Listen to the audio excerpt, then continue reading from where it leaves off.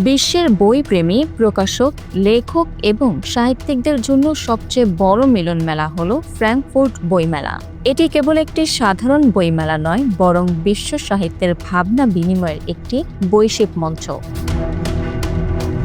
প্রতি বছর জার্মানির এই শহরে বিশ্বের বিভিন্ন দেশ থেকে প্রকাশনা সংস্থা, লেখক ও পাঠকরা সমবেত হন। এখানে নতুন বই প্রকাশ, সাহিত্য আলোচনা, অনুবাদ চুক্তি এবং আন্তর্জাতিক প্রকাশনা ব্যবসার নানা দিক নিয়ে আলোচনা হয়।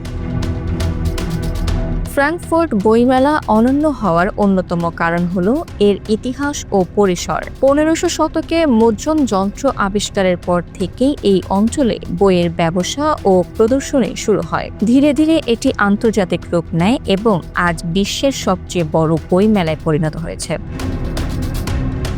এখানে প্রতি বছর লক্ষাধিক বই প্রদর্শিত হয় এবং হাজারো প্রকাশক অংশ নেয়। বিশ্বের প্রায় সব বড় প্রকাশনা সংস্থা এখানে তাদের নতুন বই প্রদর্শন করে।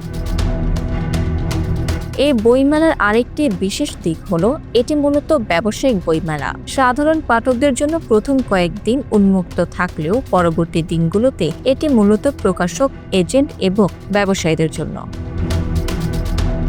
এখানে নতুন বইয়ের স্বত্ব বিক্রি হয়, অনুবাদ চুক্তি হয় এবং আন্তর্জাতিক প্রকাশনা ব্যবসার ভবিষ্যৎ নিয়ে আলোচনা হয়। ফলে এটি শুধু বই কেনা বেচার জায়গা নয়, বরং সাহিত্য ও প্রকাশনা শিল্পের বৈশ্বিক অর্থনীতির কেন্দ্র।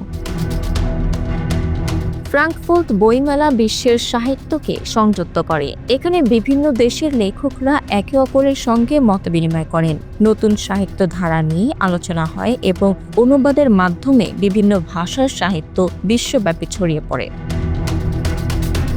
অনেক বিখ্যাত বই প্রথম আন্তর্জাতিক স্বীকৃতি পেয়েছে এই মেলায়। অনুবাদের মাধ্যমে স্থানীয় সাহিত্য বিশ্বমঞ্চে জায়গা করে নেয়, যা সাংস্কৃতিক বিনিময়ের গুরুত্বপূর্ণ মাধ্যম।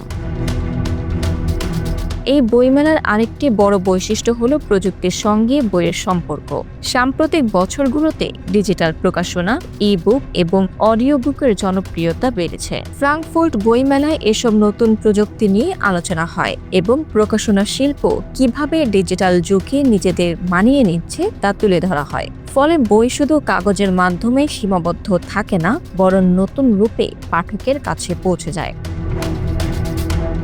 বিশ্বের রাজনৈতিক ও সামাজিক পরিবর্তনও বইমেলায় প্রতিফলিত হয়। বিভিন্ন দেশের রাজনৈতিক পরিস্থিতি, মানবাধিকার, জলবায়ু পরিবর্তন সহ নানা বিষয় নিয়ে বই প্রকাশিত হয় এবং আলোচনা হয়। সাহিত্য কেবল বিনোদনের মাধ্যম নয়, বরং সমাজ ও বাস্তবতার প্রতিফলন। ফ্র্যাঙ্কফুর্ট বইমেলা সেই প্রতিফলনকে বৈশ্বিক পর্যায়ে তুলে ধরে।